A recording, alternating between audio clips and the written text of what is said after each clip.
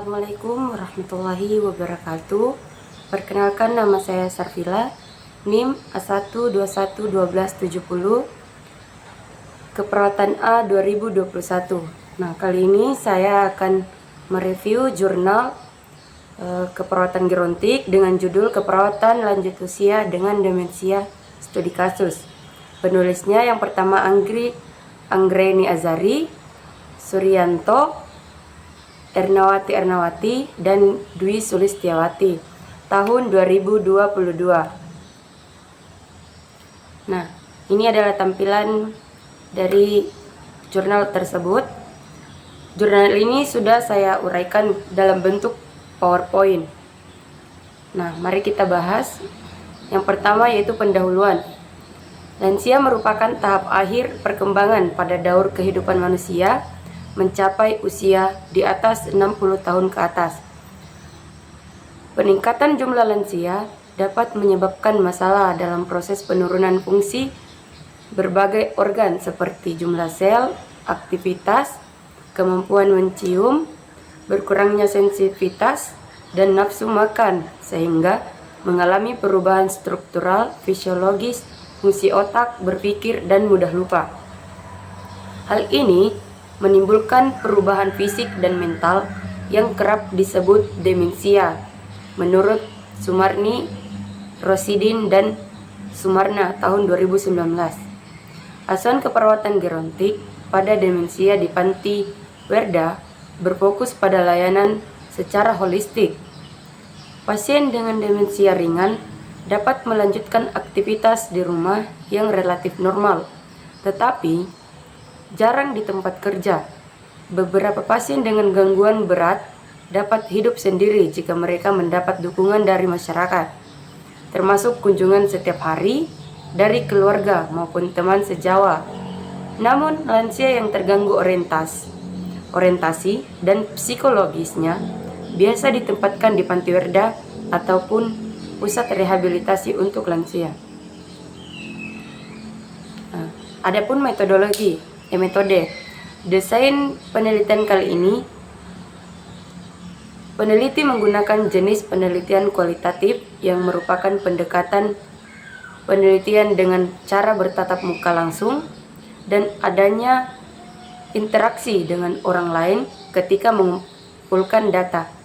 Penelitian ini melibatkan eksplorasi induktif data untuk mengidentifikasi tema, pola, atau konsep yang sudah dirancang.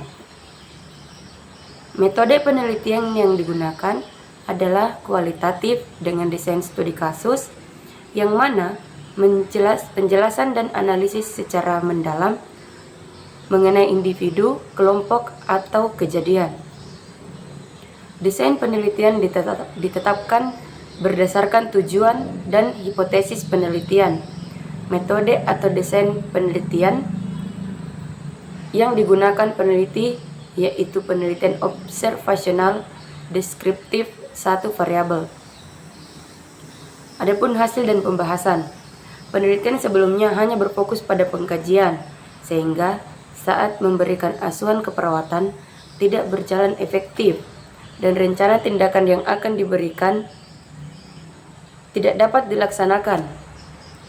Pada penelitian ini, diuraikan hasil dan pembahasan penelitian tentang asuhan keperawatan pada lansia dengan demensia di Pusat Rehabilitasi Lanjut Usia Mulia Dharma Pontianak.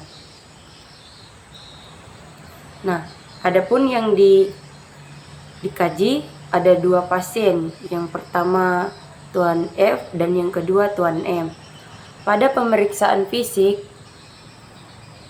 untuk Tuan F didapati TTV 90/70 mmHg, BB per TB 48 kg dan 150 cm.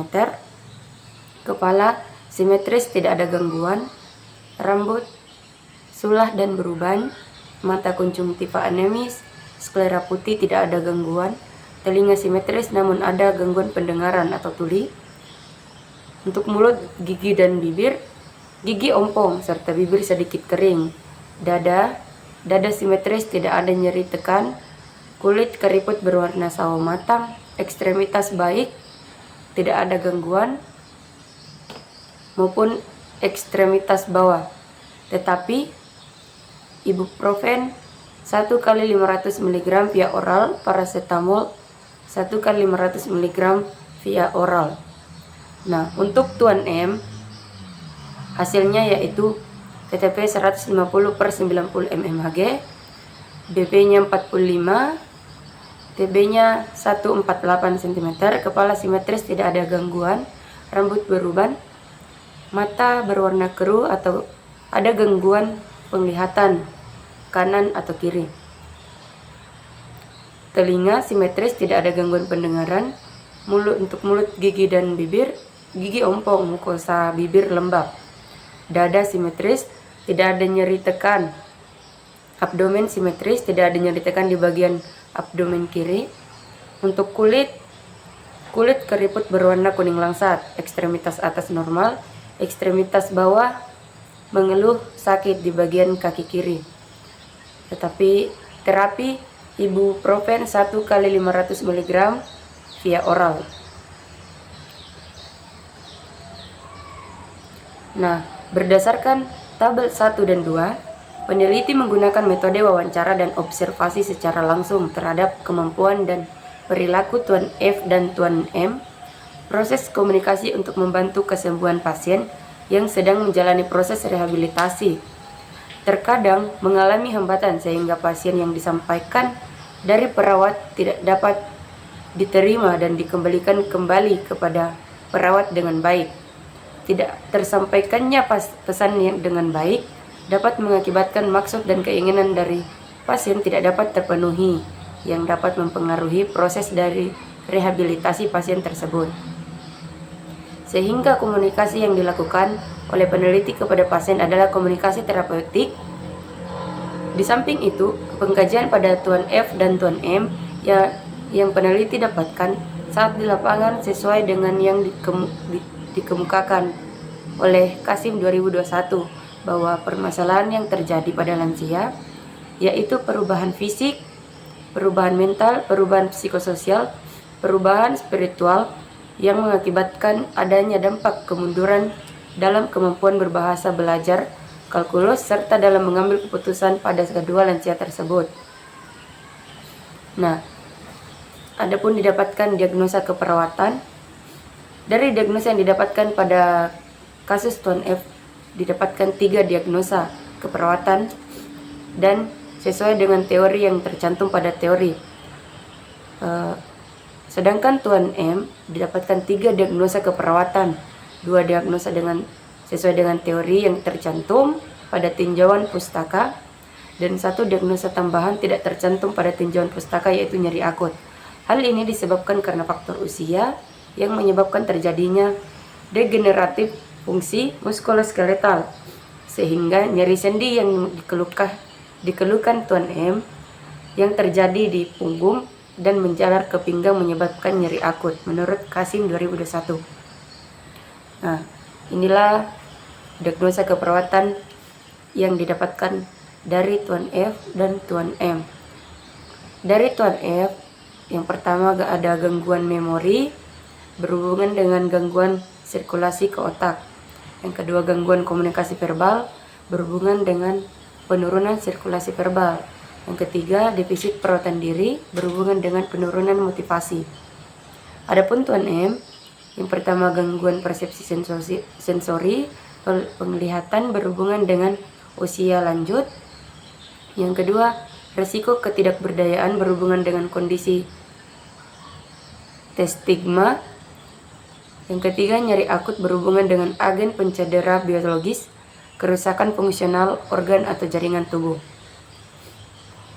Nah, selanjutnya pembahasan. Pada pengkajian, didapati tanda dan gejala yang sama dengan konsep teori, di mana pasien-pasien lansia dengan demensia ditemukan adanya perubahan fisik, perubahan mental, perubahan psikososial, perubahan spiritual yang mengakibatkan adanya dampak kemunduran dalam kemampuan berbahasa, belajar kalkulus, serta dalam mengambil keputusan pada kedua lansia.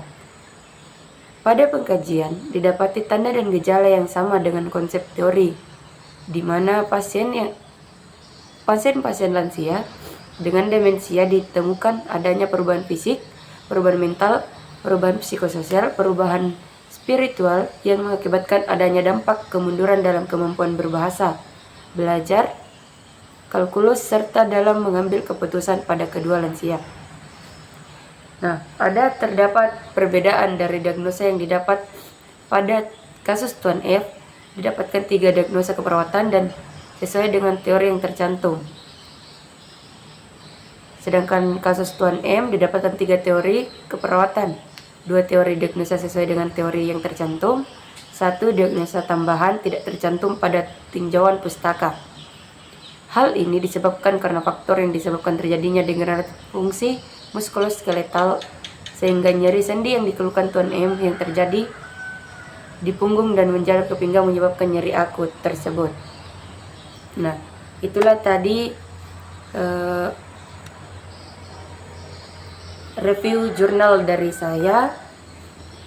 Untuk kurang dan lebihnya mohon dimaafkan. Saya ucapkan terima kasih. Wassalamualaikum warahmatullahi wabarakatuh.